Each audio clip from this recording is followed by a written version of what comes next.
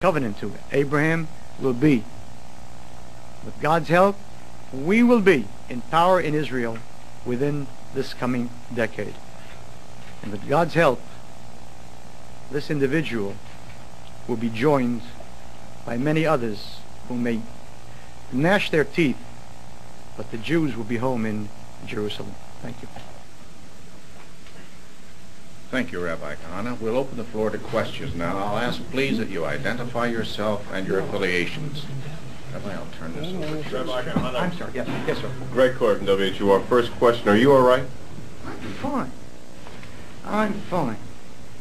Okay, my second question is the recent release of the two Frenchmen in Syria, and it appears that Syria is being used as sort of a scapegoat and a favorite child now in helping to release of many hostages being held in Lebanon. Do you see that their influence will play more into the role of the Middle East now?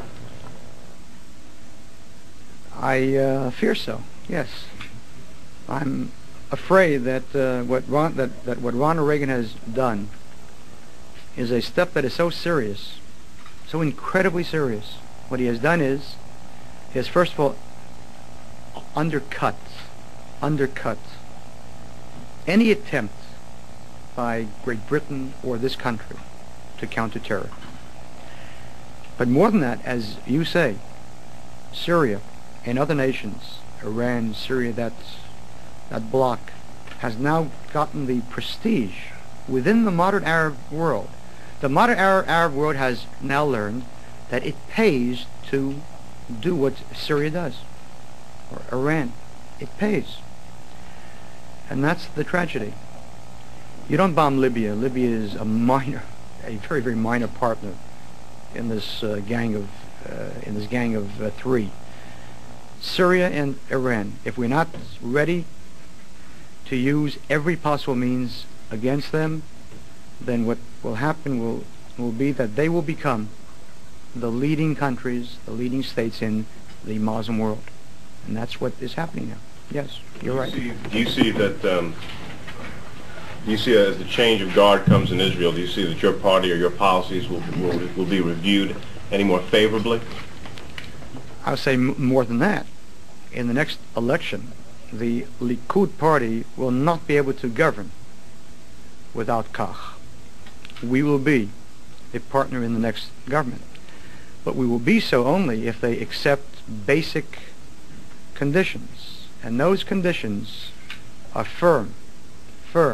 We will demand the annexation of those parts of the land of Israel which are now in our hands. We will demand the beginning of the process of offering the Arabs compensation for property.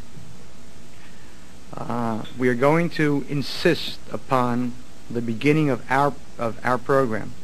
And since within the Likud party there are many people who feel as we do, but who haven't got the courage yet to say so, we are convinced that they will accept those demands.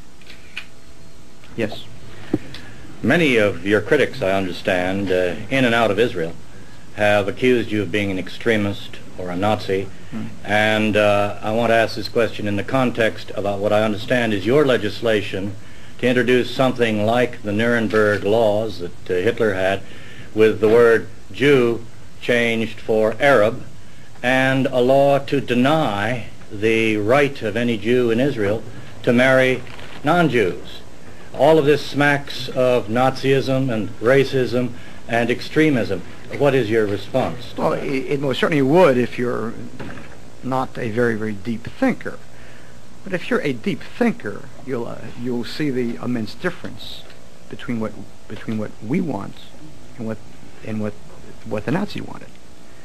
First of all, let me make quite clear that the ban on intermarriage between Jews and non-Jews is Judaism and not Meir Kahane.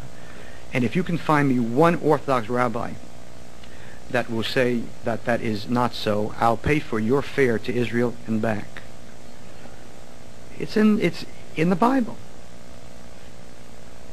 We are not opposed to marrying non-Jews because of racist reasons. What Hitler said was a Jew per se was always banned because of his race, of his blood. If a non-Jew wishes to convert and become Jewish, he is as Jewish as Kahane is. That's not racism. It's a religious issue. We want our children to carry on the message of Sinai. And so therefore we want Jews to marry Jews. It's a racial issue. You seem to be indicating that conversion would be all right, but with a little pressure in favor of conversion.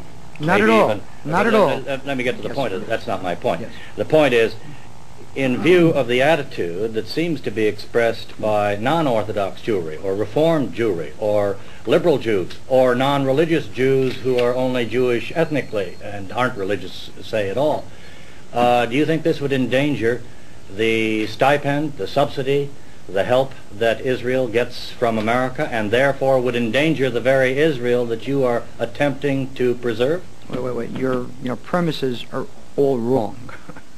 And then I'll get to the question. A Jew is a Jew, whether he's an observant Jew or not an observant Jew. There's no difference between Jews.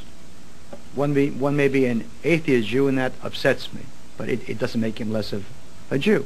He may not be a good Jew in my eyes, but he's a Jew, as much as I am. So that takes care of that issue. Secondly, I don't want to push the Arabs into Jewishness. Hardly. We Jews are not missionaries. Quite the contrary.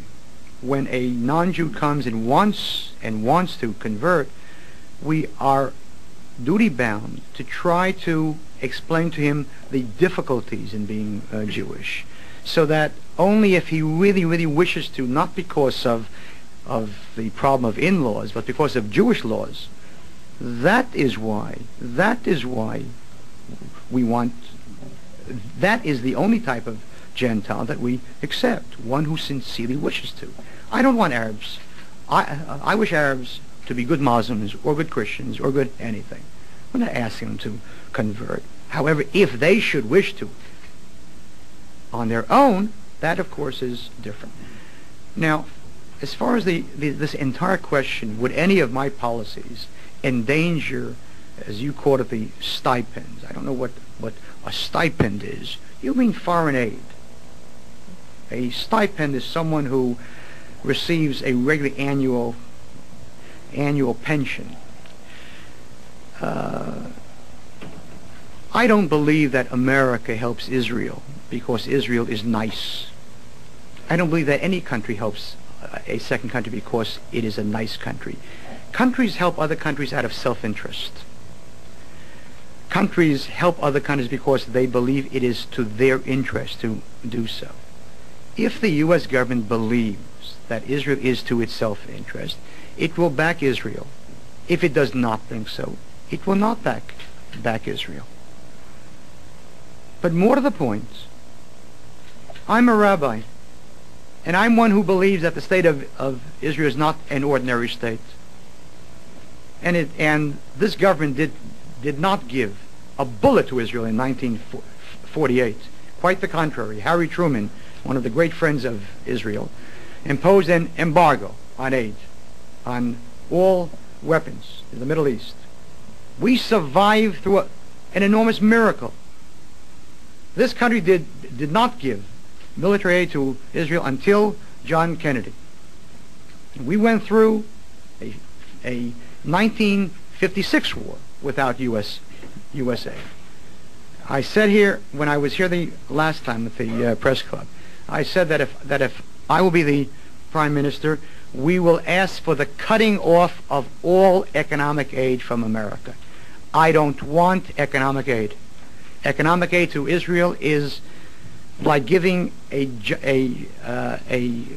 addict his daily stipend. I don't want to be stuck on this. Israel must stand on its own feet. It can't be some beggar with one hand out to West Germany and the other to America and to bonds and to the UJA.